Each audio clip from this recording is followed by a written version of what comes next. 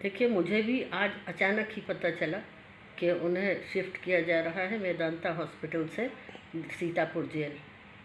और ये भी आपको बता दूं कि आज़म खान साहब अब भी गंभीर रूप से अस्वस्थ हैं। उन्हें अभी 2 ही 3 दिन पहले उनका ऑक्सीजन लेवल कम हो गया था और इसके साथ ही साथ उन्हें और भी परेशानियां हैं। ब्लड प्रेशर हाई हो जाता है, अचानक हार्ट की भी प्रॉब्लम है, तो उन्हें अभी इलाज की और ज़रूरत थी।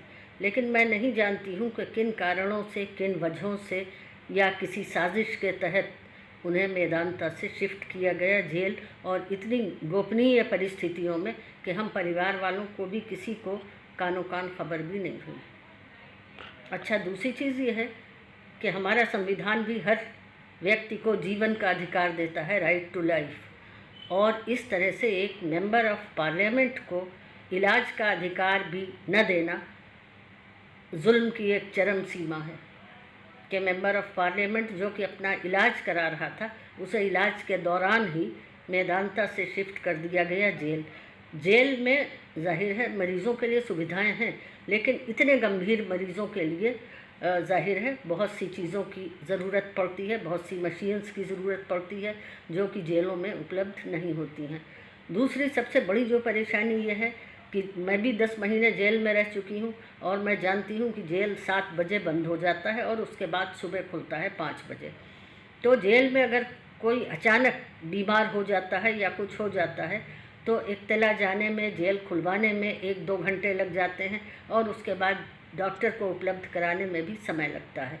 तो इन परिस्थितियों में अगर आज़म खां साहब की कोई भी तबीयत ख़राब होती है या उनकी सेहत में कोई गिरावट आती है या कुछ भी होता है, तो ज़िम्मेदार जिसने भी करवाया है मेदांता से शिफ्ट, प्रशासन हो चाहे जो भी हो, प्रशासन हो, हॉस्पिटल हो या जो भी हो, वही लोग ज़िम्मेदार हों।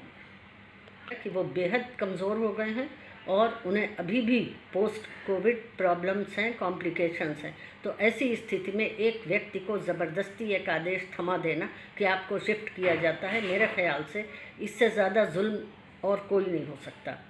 और वो व्यक्ति जो कि एक मेंबर ऑफ पार्लियामेंट है, जो कि स्वयं कानून बनाती है, क्या उस कानून में यह है कि एक व्यक्ति को, बीमार व्यक्ति को ज़बरदस्ती एक आदेश थमाकर और शिफ्ट कर दिया जाए जेल में, जहाँ के इतनी ज़्यादा सुविधाएं भी नहीं हैं कि एक आज़म साहब गंभीर रूप से कोरोना से पीड़ित रहे हैं। और ये वही लोग समझ सकते हैं जिन्होंने खुद इस बीमारी जो के लिए संघर्ष किया हो। कोरोना से पीड़ित होने के बाद जो पोस्ट कोविड कॉम्प्लिकेशंस थे कि उनके लंग्स में गंभीर इन्फेक्शन हुआ था, उनकी किडनी में इन्फेक्शन था और उनकी यहाँ तक कि ज़बान में भी अल्सर हो गया था और राइस ट्यूब पड़ा हुआ था, खाने के लिए, खाना खाने के लिए ट्यूब डाला गया था। वो सब चीज़ें अभी तक नॉर्मल नहीं हो पाई हैं। तो कहाँ इंसाफ है? ऐसी स्थिति में इंसाफ कहाँ छुपा हुआ है?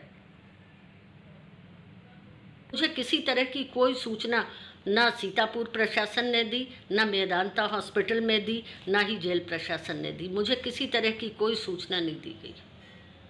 नहीं, वहाँ तो जाहिर है उन्होंने, उनके पास मेदांता में तो ऑक्सीजन लेवल बढ़ाने के लिए हैं ही सारे उपकरण, वहाँ तो उन्हें पूरी सुविधा दी गई। लेकिन जिसकी ऑक्सीजन लेवल भी कम हो रहा हो, जिसका ट्रीटमेंट भी चल रहा हो किडनी का, और जो उनके कॉम्प्लिकेशंस हैं, हाई बीपी वगैरह, अभी कुछ दिन पहले क्रिएटिनिन भी बढ़ गया था, तो क्या इन परिस्थितियों में उन्हें जेल में शिफ्ट करना चाहिए था या सिर्फ एक जुल्म करने की खातिर किया गया?